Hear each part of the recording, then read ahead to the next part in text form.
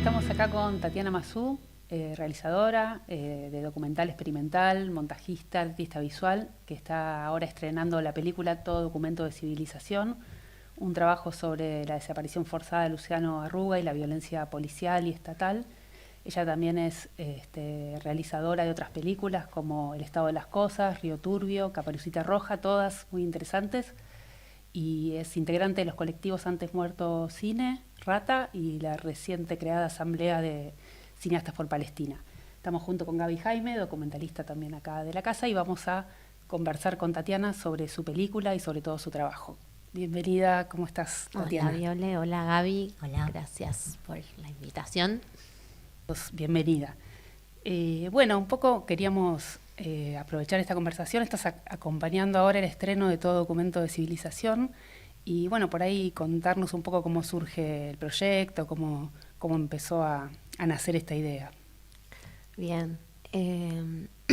Bueno, como muchos o como todos nos enteramos en 2009, ¿no? Cuando la policía y el Estado desaparecen a Luciano, se vuelve una suerte de icono nacional en la lucha contra el gatillo fácil, contra la represión estatal, gracias a la pronta rabia de su familia, de su hermana, de su mamá, de sus amigues. En ese momento yo estaba estudiando cine, yo estudié en la Universidad Nacional de las Artes, bueno, entonces era el IUNA, pero ahora ya se llama distinto. Y estaba en un momento, no sé, yo milité mucho en los años de universidad, activé de mil maneras y siempre fue un asunto que de alguna manera me conmovía o me convocaba, las luchas antirrepresivas. Pero fue recién en 2014, particularmente el 17 de octubre de 2014, que es el día que después de 5 años de búsqueda aparece el cuerpo de Luciano enterrado como NN en el cementerio de Chacarita. Yo ese día estaba yendo en un bondi a Lugano, al estreno del corto de un amigo que se hacía en la calle como en el marco de unos cortometrajes como barriales que había financiado el Inca. Y me acuerdo que, bueno, iba en el bondi y justo iba pasando como por la puerta del Olimpo, del ex centro clandestino de detención, y me llega ese mensaje. Y fue muy fuerte como ese momento en el que estoy viendo un centro clandestino de la última dictadura y me llega un mensaje sobre la aparición de un cuerpo desaparecido en democracia y en pleno gobierno supuestamente no progresista que tenía su discurso de los derechos humanos, ¿no? Entonces hubo como una cosa ahí cuando pasado y presente te sacuden un poco. Y me acuerdo que llegué a Lugano y era en Ciudad Oculta la actividad y estaba, bueno, la entonces presidenta del Inca, como todo un despliegue institucional muy grande. Y también fue muy fuerte que el instituto llevó como gendarmería y policías a cortar la calle en una villa y todo era como muy contradictorio y muy violento. Y ese día cuando llegué a casa, alguien había subido a Facebook una captura de Google Maps del cruce de General Paz y Emilio Castro, como diciendo, bueno, este fue el último lugar donde Luciano fue visto con vida y fue acá que la policía arrojó el cuerpo al tránsito para borrar las marcas de la tortura y, bueno, matarlo básicamente. Y después de todo eso que había atravesado en el día y ver esa imagen, apareció ahí como, no sé, como si ciertas emociones o sensaciones y también preguntas políticas, pero como no. En una indivisión entre el sentir y el pensar en relación a qué estaba pasando ahí, ¿no? Qué nos pasaba como humanidad, que vivimos en un tránsito constante por espacios que llevan marcas tan fuertes de la represión estatal y sus componentes de clase, racistas, etcétera. Particularmente ese cruce para mí era y es además un espacio cotidiano porque es donde a 2 cuadras vivió mi abuela toda la vida. Entonces, y desde hace 10 años yo vivo ahí, justo en el momento en el que aparece el cuerpo de Luciano, yo me estaba mudando a Lomas del Mirador, a la casa familiar. Entonces empecé a transitar con esas preguntas y esas sensaciones de ese 17 de octubre, ese paisaje a diario. Y empecé como primero a tomar notas, después a sacar algunas fotos, y finalmente empecé a filmar ese espacio, ¿no? Y bueno, con el tiempo, porque pasaron 10 años hasta que eso se convirtió en una película terminada, se convirtió en eso, en lo que soy, en todo documento de civilización. Me quedaba pensando en todo esto que contabas y en el nombre de la película, ¿no? O sea, que no es un nombre muy evocador y muy audaz, digo, ¿no? Más allá de si sabemos o no sabemos cómo termina la frase de Benjamin. Todo documento de civilización es también documento de barbarie, que todas tus películas parten de esta cuestión del cine como una experiencia histórica, que te atraviesa, digo, no como una experiencia histórica de otros, sino con otros, ¿no? O sea, todas parten de una experiencia individual, pero que tiene un marco histórico. Y es un cine, no sé, si atravesamos la línea de todas las películas, en todas hay ese componente, ¿no? Que no es solo individual, sino está el histórico, como una experiencia, ¿no? Y como los rastros de esa historia en vos y en las historias que narras. Eso me parece muy interesante. No sé si eso lo pensás a la hora de, si lo encarás así, si empezó así, pero muchas veces yo pienso, no sé, uno hace las cosas inconscientemente, pero después, bueno, a veces reflexiona, bueno, yo a veces reflexiono, a veces no reflexiono nada, pero cuando reflexionás, pensás en estas cuestiones. Creo que hay un poco eso que decís, ¿no? A veces uno es lo que es y es de lo que está hecha o de lo que se fue haciendo, y en el momento es difícil entender como por qué ante una bifurcación de caminos uno toma otro, pero sí es cierto que después uno va avanzando como en su oficio y va identificando quizás por qué es. Yo, entonces también una se va inventando un poco el mito de sí misma también, siento, como debe ser pues, como cuando uno va a terapia, te terminas inventando un poco, esto salió de acá. Yo siento que hay como una mezcla. Mi papá era técnico de cine, entonces el cine siempre fue, desde que yo era muy chiquita, algo que estaba a la mano en casa. Cuando digo a la mano, digo de ver películas desde muy pequeña, películas que quizás no eran para una nena chiquita. Y a la vez, si bien mi viejo no tenía una cámara, siempre pedía mucho equipos prestados para grabar cosas, ¿no? Entonces, cada tanto aparecían en casa cámaras, grabadores, trípodes. Entonces yo tengo ahí como una teoría de que de alguna manera, en un contexto en el que no era tan común que hubiera una cámara en una casa, y además en mi casa, no, más allá de que mi viejo por ahí grababa una cosa, no sé, pedía una cámara y filmaba una vacación, las cámaras que pasaban por ahí normalmente estaban de paso por cuestiones de trabajo, y mi viejo laburó mucho como jefe de producción de documental, por ejemplo. Entonces, siento que un poco se me confundieron desde chica esas dimensiones, ¿no? Como la idea de filmar a otro o descubrir un mundo a través de la cámara y de lo documental, y a la vez algo que estaba y que era parte de esa intimidad, por un lado.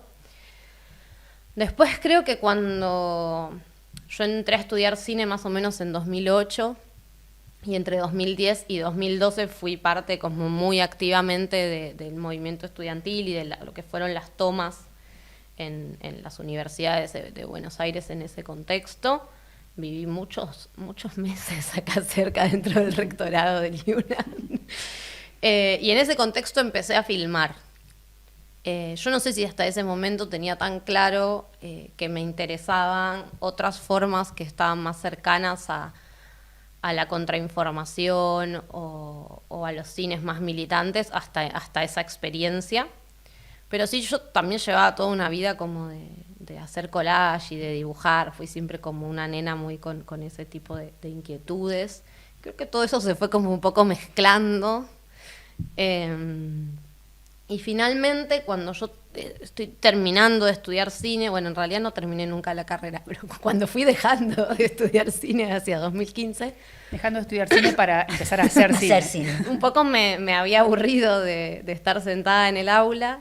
En ese momento también coincidió como con el auge como con el subidón de la ola, la última ola del feminismo, ¿no? Yo dejé de estudiar en 2015 más o menos, entonces fue como muy esa ola El entre año del ni una 2015 y menos. 2020, como muy ese momento.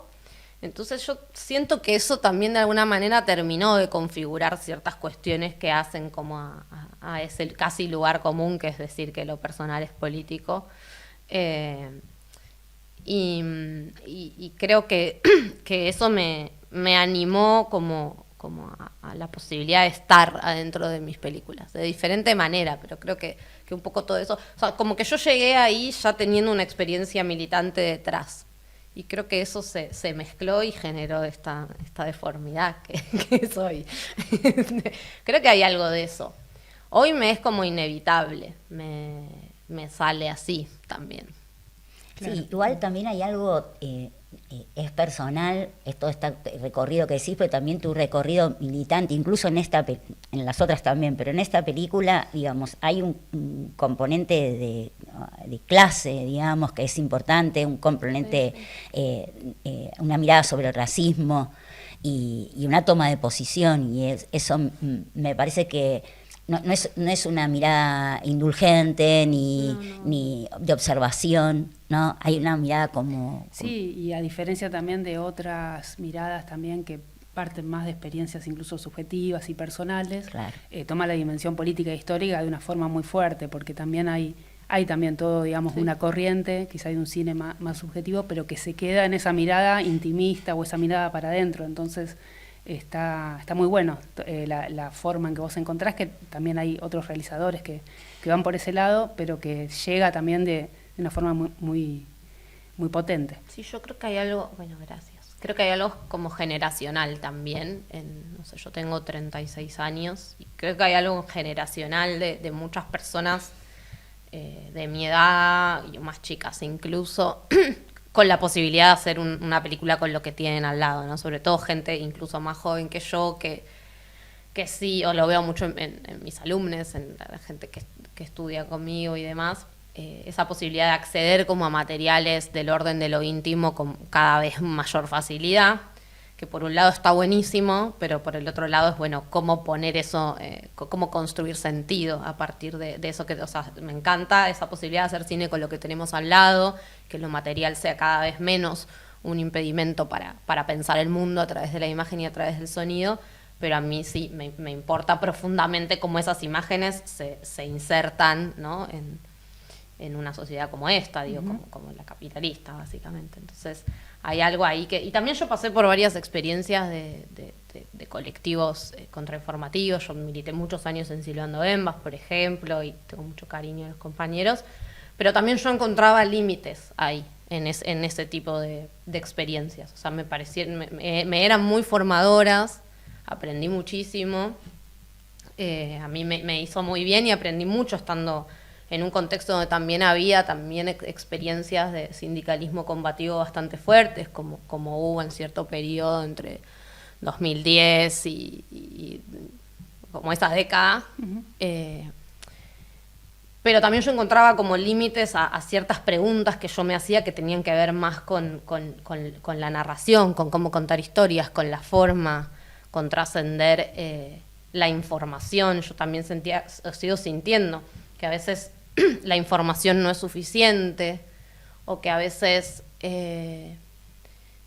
para pasar a la información primero hay que lograr también resensibilizar de otras maneras zonas que por ahí ya están insensibilizadas, ¿no?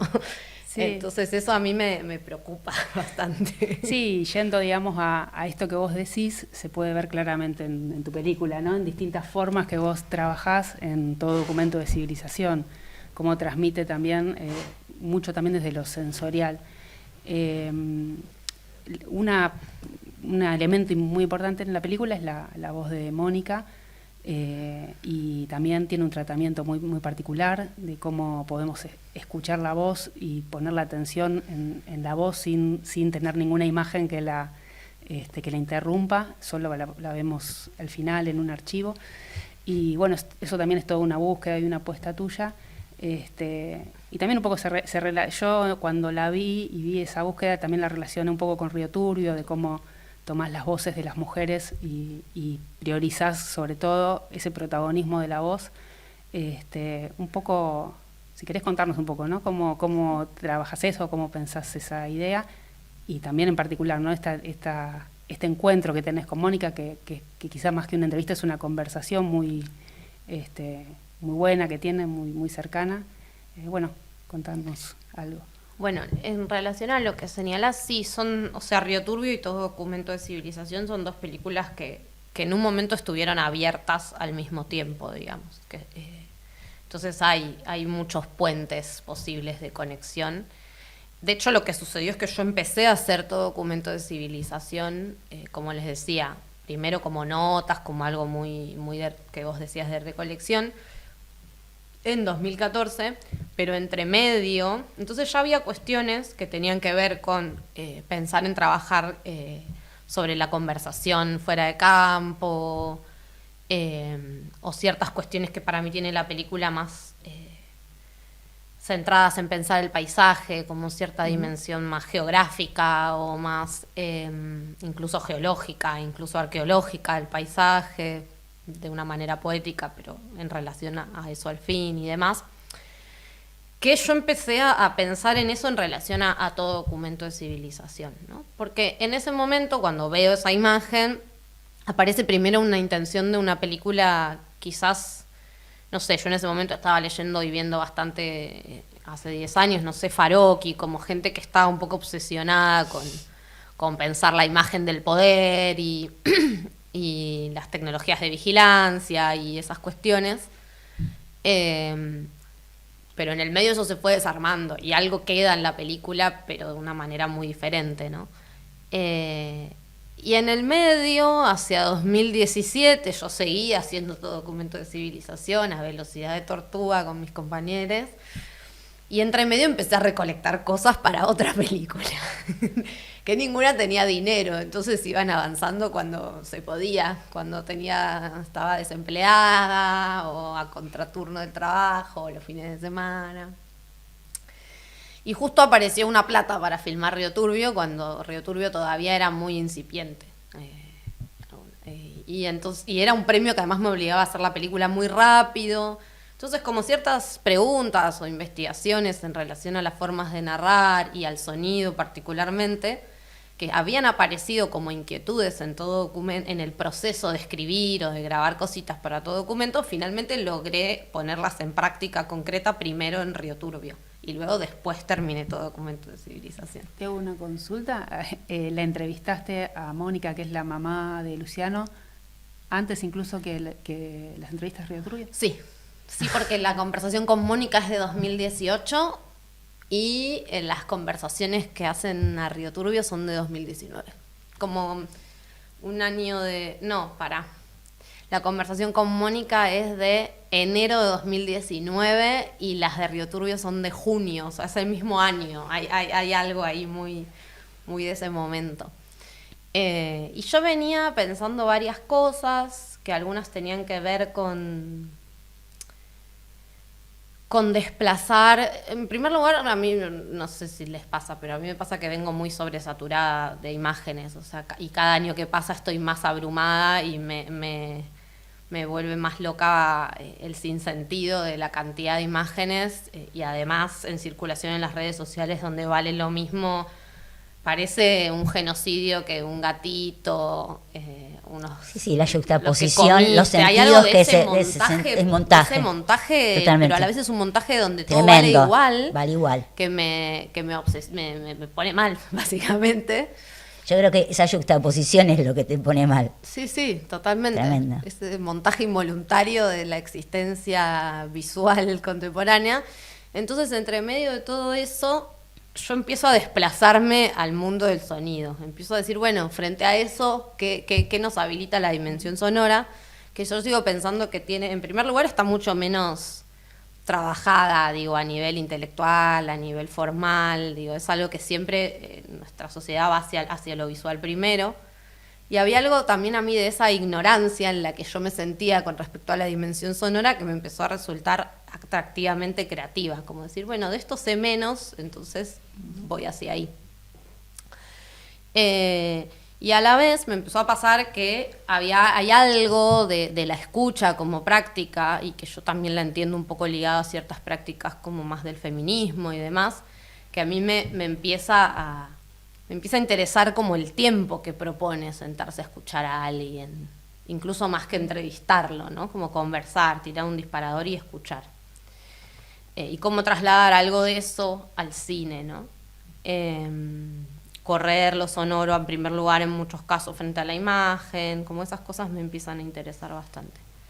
Y a la vez después pasa algo concreto que pasa en las dos películas, que es que en general las mujeres que hablan, digo Moni en el caso de Todo Documento, pero muchas de las compañeras de Río Turbio también, habilitan sectores de su intimidad que son muy duros. Y además son conversaciones que no orbitan solo el orden de la información, sino que realmente abren zonas muy sensibles. Yo soy una persona bastante tímida, a mí me cuesta mucho que me pongan una cámara adelante, y sinceramente esto es, como decías antes, ¿viste? Estas cosas que uno hace inconsciente o intuitivamente, y no soy capaz de poner una cámara delante de alguien que me va a contar algo tan duro, que se va a quebrar, no puedo.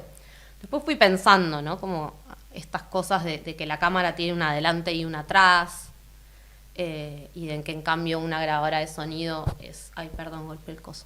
Una grabadora de sonido es un poco más 360, ¿no? Es más parecido a una ronda, más parecido a una asamblea, más parecido a un encuentro entre personas, menos con un límite menos duro entre medio, ¿no? Y a la vez no es lo mismo, o yo no lo siento así, no sé, ver a alguien llorar en el cine es muy distinto a escucharlo llorar, ¿no? Cuando lo escuchás a alguien llorar, siento que estamos más cerca de llorar que de ver cómo alguien llora, ¿no? Entonces ese tipo de cosas siento que también hicieron que corriera la conversación solo al mundo del sonido. Y finalmente después ya en algo más del orden de lo narrativo, en Todo Documento, una vez que yo decido romper esta idea más estructurada y más un poco más fría o intelectual de película que tenía al comienzo, como más analítica del espacio geográfico, digo, bueno, quiero conversar con Moni. Y en ese momento me empezó a venir una idea a la cabeza que tenía que ver cuando una era chica y tu mamá te leía un cuento antes de irte a dormir, ¿no? Como esa voz que se va como perdiendo también un poco en la memoria entre la vigilia, el sueño, la oscuridad. Y había algo de eso que me apareció y que después cuando Mónica trajo por su cuenta a la conversación el interés de Luciano por las novelas de Julio Verne, por la literatura, me hizo mucho sentido, casi como algo premonitorio, como, pensé en esto, y bueno, ahí agarré confianza con eso. Sí, a mí me parece que hay algo en eso de no ver, ¿no? De intentar ver, y no, eso es como que hay una sensibilización también es una especie de límite, ¿no? O sea, de dejar de pensar visualmente, digo, ¿no? Y empezar a pensar desde otro lugar, y eso es como que te pone un freno, ¿no? Te pone en otro lugar como espectador, digamos, ¿no? Como estás ahí en el cine y te pone en otro lugar, ¿no? O sea, esto, ¿no? Como no ver para poder ver. Es total. Sí, totalmente. Yo me obsesionaba mucho con las dos pelis, como en pensar que esas voces están de alguna manera como incrustadas en ese paisaje, ¿no? Y que hay que hacer un ejercicio para que salga. Que tiene que ver con la literatura, ¿no? Porque lo que tiene la literatura, que no tiene el cine, que no está ni bien ni mal, pero es diferente, es que exige del lector ponerle todo, ¿no? Y eso me encanta, toda la parte de Julio Verne me parece que es increíble. En cambio, el cine parece que está todo dado, la imagen ya está, no la tenés que pensar, los personajes son así, se mueven así, lloran así. No, si vos no los ves, te exige mucho más. Y eso no significa que no haya imagen, ¿no? total, porque cuando leemos hay todo el tiempo una imagen Totalmente. en la cabeza. Y eso empezó a ganar para mí bastante como lugar en el proceso de la peli, cuando aparece Mónica con esta cuestión de Luciano como lector de Julio Verne. Para mí empieza a ser cada vez más importante como la idea de imaginación en la película y casi como una salida política, ¿no? Totalmente. Que además a mí en este momento me parece fundamental. Creo que uno de los grandes problemas que tenemos como humanidad del siglo XXI es la imposibilidad de imaginar que el mundo puede ser cambiado, ¿no? Que el futuro, en primer lugar, que el futuro existe, porque directamente el imaginario está cada vez más acostado a que el futuro no existe. Y en segundo lugar, en pensar, bueno, ¿cómo es ese futuro si quiero transformar algo para que algo sea, ¿no? Que es algo que por el contrario en el siglo XX estaba muy dado, ¿no? Había una discusión enorme en relación a cómo era ese futuro hacia el que queríamos ir. Entonces, hay algo a mí en ese sentido de la ciencia ficción que siempre me interesa y me interesó y que también aparece de otra forma, pero en Río Turbio también está. Pero que tiene que ver para mí también con eso, con la posibilidad de imaginar y por lo tanto de aferrarse a algo que no existe pero que deseamos que sea, ¿no? Sí, y bueno, tomando también en cuenta este tratamiento, ¿no?, que haces tan particular de la voz y del sonido, pero también por otro lado hay un tratamiento muy particular también de la imagen, o sea, una búsqueda también por romper un poco con un montón de convenciones de la imagen. Vos creo que en la presentación o en la charla que hubo después del estreno hablabas mucho de tu batalla contra la nitidez, que veías también que ahí estamos rodeados de pantallas y de imágenes brillantes y nítidas que también nos contaminan todo el tiempo.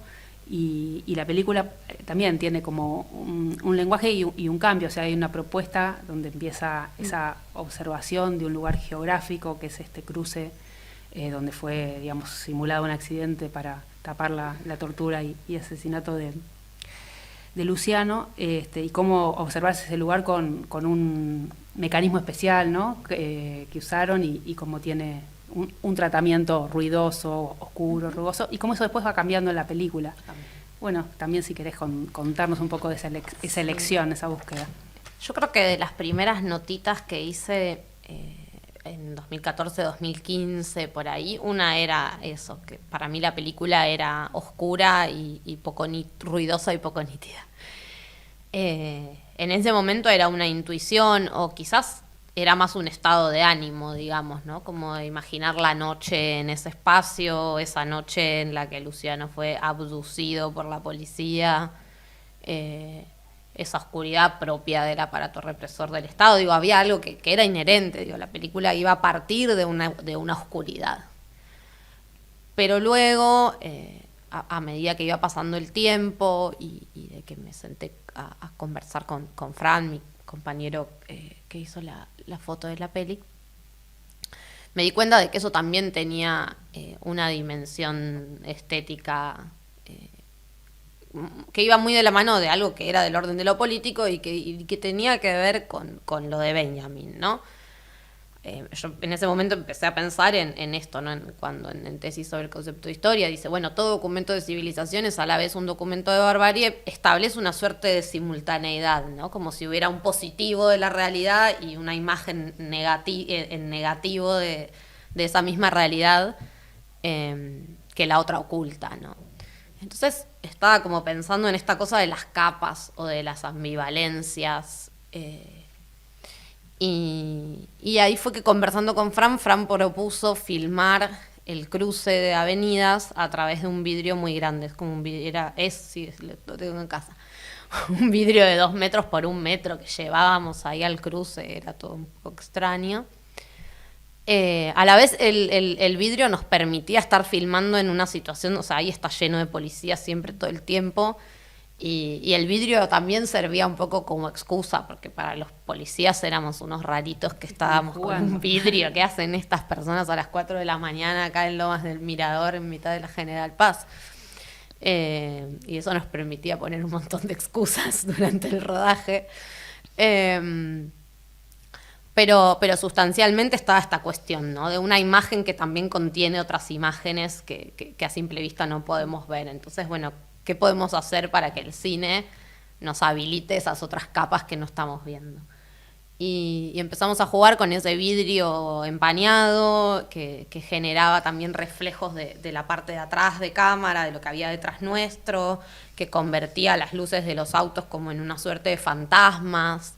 Y todo eso yo sentía que me hablaba bastante de esas emociones o sensaciones que yo sentía cuando esperaba ahí el colectivo, por ejemplo.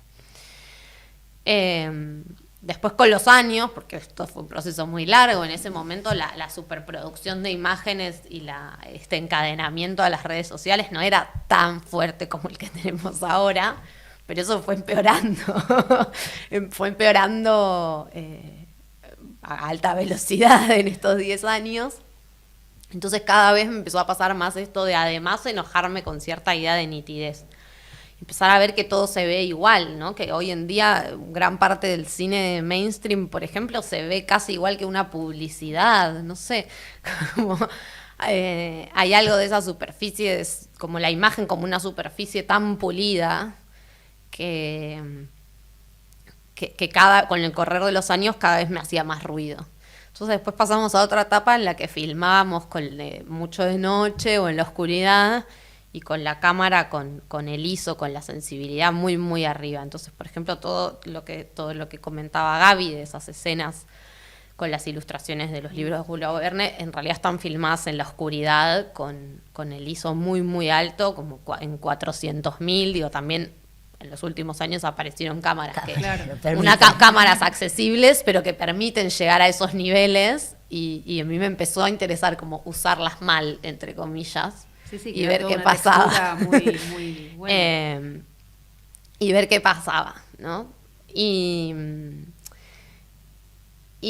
ahí me empezó a hacer mucho sentido varias cosas, como también un clima de época, ¿no? Hablamos ahora de que es un clima como histórico, político muy oscuro. Entonces me empezó a hacer una preocupación para mí, cierta premisa también de, bueno, cómo encontrar el sentido en la oscuridad también, ¿no? Y que no sea algo que nos bloquee, sino un espacio posible para excavar y para trabajar creativamente sobre esa oscuridad y encontrar otras cosas, ¿no? Porque también va cambiando en la película, ya sobre el final esa oscuridad se transforma en una parte un poco más luminosa. Hacia la segunda parte se hace de día en un momento. Sí, que aparte es muy, muy interesante, se hace de día, comentábamos con Viole temprano, que tiene que ver con todo lo que venimos hablando de cómo... vas a decir, aparecen, ¿no? Unos nenes con unas cintas de VHS, y bueno, y aparece como lo real, como que lo real aflora en esa oscuridad, ¿no? Sí. Lo real de una manera no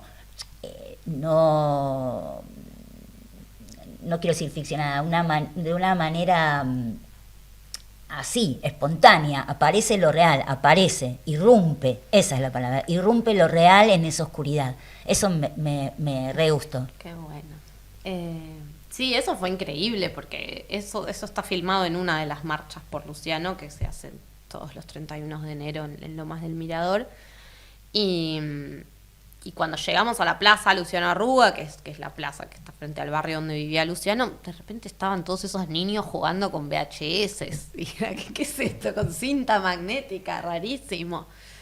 Entonces fue como una de esas sorpresas hermosas de trabajar con lo real en el cine, porque no se me hubiera ocurrido nunca. Y que hace yuxtaposición, ¿entendés? Y también eso, que hace montaje con lo otro, que yuxtapone y genera un sentido distinto, porque esos nenes no estaban jugando, casi te diría ajenos a esa situación que estaba sucediendo de la marcha, pero todo eso hace un sentido nuevo a todo lo demás. Hace sentido con las ideas y el imaginario de Julio Verne, claro, de Luciano, tal y cual. hace sentido con la necesidad también de pelear por ese derecho a la imaginación, totalmente. al juego. Eso fue algo que fue ganando. Son como los pros y los contras de trabajar muy precariamente, ¿viste? Cuando tardás mucho en hacer una película porque la vas haciendo en los huecos, eso también habilita que de repente podés descubrir más cosas, ¿no? Sos más pobre, pero descubrís más cosas que después pueden incorporarse a la película. Y eso fue muy hermoso. Y toda esa mirada en relación a la infancia era lo que cuando la idea de hacer la película surgió no existía. Recién en 2018, cuando Moni empieza a hablar de la literatura, yo empiezo a entender que realmente también la lucha contra la represión policial a los pibes de los barrios no es solo una lucha contra la represión policial a los pibes de los barrios, ¿no? Sino que es también la lucha por otro futuro para esos pibes y, bueno, para todos como humanidad, ¿no? Y en poder imaginar eso, en poder jugar y en que la libertad bien entendida pueda existir, ¿no? Entonces, eso es algo que de alguna manera fue cambiando mucho y eso fue muy lindo. Y está bueno porque un poco también el hecho del propio trabajo tuyo sobre la película te permitió incorporar esa dimensión, sí. Porque quizá, me parece, hablábamos, ¿no? Que un poco toda la segunda parte de la frase de Benjamin, todo documento de civilización es también un documento de barbarie, es lo que la película muestra en todo, ¿no? La barbarie del Estado, la barbarie capitalista, la barbarie de la policía, del sistema, está expresado en las imágenes, en el relato de Mónica, pero a su vez también toda esta forma de mostrar esta posibilidad de dar lugar a la lucha por la imaginación, por un futuro distinto, por cómo se unen también todas las distintas luchas, se empieza como eso a manifestar en la película como contrapeso también a esa barbarie. Total, y es algo que yo en el momento en el que escribo por primera vez una carpeta para intentar conseguir algo de dinero para hacer la peli y eso, yo siempre siento que soy muy mala poniendo títulos, o sea, no es algo que no me gusta. Y la frase la había tenido siempre cerca desde el momento cero, pero además también soy bastante fanática de ese texto, siento que puede ser un texto de montaje cinematográfico. Totalmente, Eso me fascina terriblemente. Desde que lo leí como muy chica estudiando, dije, esto está hablando de montaje.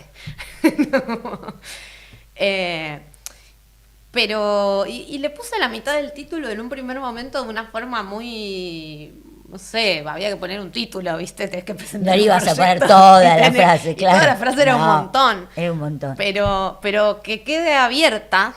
Sí. Creo que hay algo lindo que recién lo puedo leer ahora, que vengo hablando mucho de la peli estos últimos meses, que es, bueno, que es esa apertura, esa posibilidad de transformar lo que viene, ¿no? Como hay algo de que no sea taxativa y de que en algún momento los documentos que genere nuestra sociedad puedan ser otros, ¿no? También. Trabajaron esta peli, la dirigís vos, pero junto con todo un colectivo que es tu grupo Antes Muerto Cine. No sé si nos querés contar un poco cómo trabajan y cómo, si tienen algunas ideas así fundamentales que motorizan al grupo. Bien.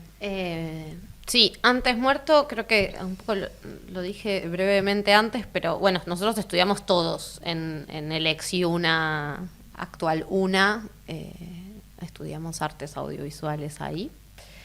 Y todos nos conocimos en ese proceso de movilización estudiantil, de movilizaciones y tomas estudiantiles entre 2010 y 2012.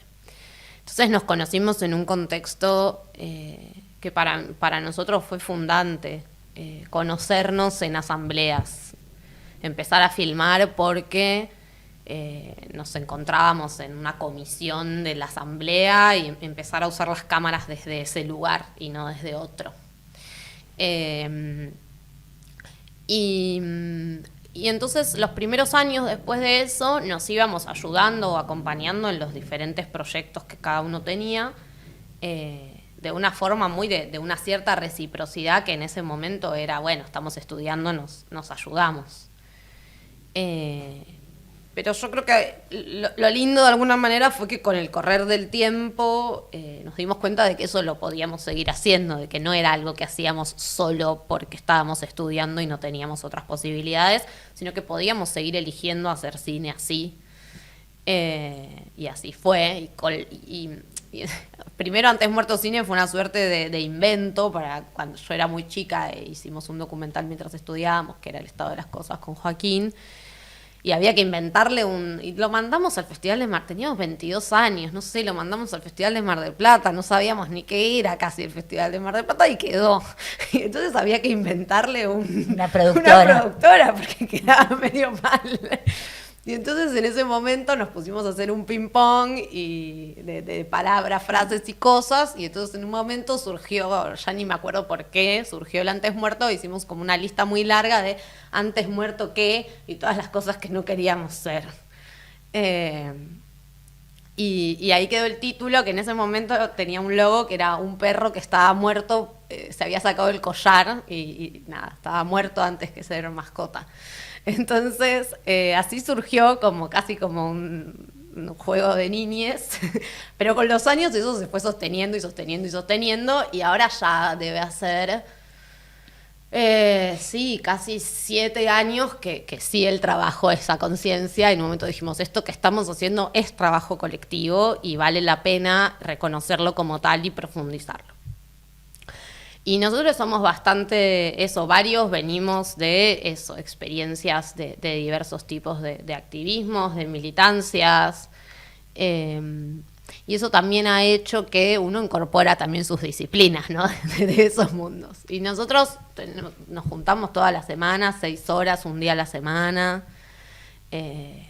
y si bien mantenemos la autoría individual, porque en general siempre hay alguien que trae una propuesta, yo quiero hacer esto, y muchas veces, al igual que mis pelis tienen que ver con una obsesión o una inquietud que es personal, creemos también son películas que tienen como esa doble firma o esa doble autoría, porque también son películas que nosotros dividimos los roles, pero después el trabajo cotidiano es en una ronda y es en una suerte de mini asamblea permanente donde cada quien opina sobre cualquier rubro de la película sin que haya un recelo sobre eso, sino al contrario, como que las ideas se van retroalimentando y eso las va haciendo crecer también y llevando a lugares donde uno solo no las puede llevar también. Digo. Mucho de lo que hoy hablamos no existiría si no fuera por esa forma de circular la palabra y de tomar las decisiones, que para mí es lo más importante, ¿no? Bueno, cómo se toman ciertas decisiones de la película y qué capacidad tiene uno para escuchar también eso. Y además como que esta forma colectiva que vos contás y colaborativa es como una forma también indispensable y necesaria para poder hacer cine, por ejemplo, en momentos como hoy, Total. Donde está todo, digamos, destruido por este gobierno, y bueno, un poco también cómo ves esta situación y cómo nos preparamos para cambiarla, cómo ves vos las posibilidades de prepararnos para... Sí, como vos decís, para nosotros hay ciertas cuestiones que tienen que ver con la autogestión, que tienen que ver con el apoyo mutuo, con la reciprocidad, con formas que han permitido que lo contracultural o que lo under existiera en muchos momentos de la historia. Y si bien defendemos y hemos acompañado las luchas y lo seguiremos haciendo, por ejemplo, por el financiamiento estatal del cine, que obviamente que abre las posibilidades, obviamente que permite procesos donde, bueno, cobremos un pequeño salario o poder tomar ciertas decisiones técnicas que si no podemos, o un montón de cosas. Y sí me parece que está bueno pensar que eso no sea un factor limitante, ¿no? Porque sí son momentos estos donde el cine es aún, pienso yo, más necesario, ¿no? Es más necesario poder pensar la realidad a través de las posibilidades del cine, y en ese sentido a mí me pone un poco triste cuando simplemente nos quedamos en decir, bueno, ante las políticas ajustadoras del mileísmo, lo que nos queda es la muerte del cine, ¿no? Que lo escucho, lo veo y me parece que es muy importante seguir haciendo, digo, como uno pueda y con lo que pueda, pero seguir haciendo de alguna manera. ¿Qué posibilidades veo? Seguir haciendo mientras nos preparamos para enfrentar Digo, esta situación general. siento que no queda otra. O sea, que si uno es Claro. una persona sensible y si su cine es sensible a lo que pasa en contextos como este, de tal represión, de tal inhumanidad, tanto a nivel nacional como a nivel internacional, estamos viendo un genocidio por streaming, no queda otra que hacer, ¿no? Que poner en acción esas herramientas que nos da el cine. Pienso de todos modos, como siempre, que la salida de estas cosas es la organización colectiva, de base, desde abajo, las asambleas, la calle. Justo el sector del cine es un sector al que muchas veces le cuesta un poquito más sumarse de manera orgánica a eso, pero bueno, entonces intentaremos. Hay algo, ¿no?, de estos momentos donde estamos muy, por un lado, muy en la supervivencia del día a día. Digo, bueno, antes hablábamos del colectivo y gran parte del resto de compañeros que colaboraron en la peli o están desempleados hace mucho o estamos con un pluriempleo insoportable al borde del ataque de nervios constantemente. Pero ¿qué hacemos con ese tiempo libre que nos queda, ¿no? Sea del desempleo, o sea de, bueno, tengo un rato que hago, me deprimo sola en casa, bueno, quizás prefiero seguir haciendo cine y encontrándome con gente y saliendo a la calle y viendo qué pasa, ¿no? Creo que hay algo de ese movimiento que es necesario. En muchos órdenes, digo, sociales y también en el orden de lo íntimo, ¿no? Bueno, muy bueno. muy bueno estuvo. Muy linda conversación. Creo que hay que saludar. Nah. Chao. Bueno, gracias, Tati. No, gracias a ustedes, chicas.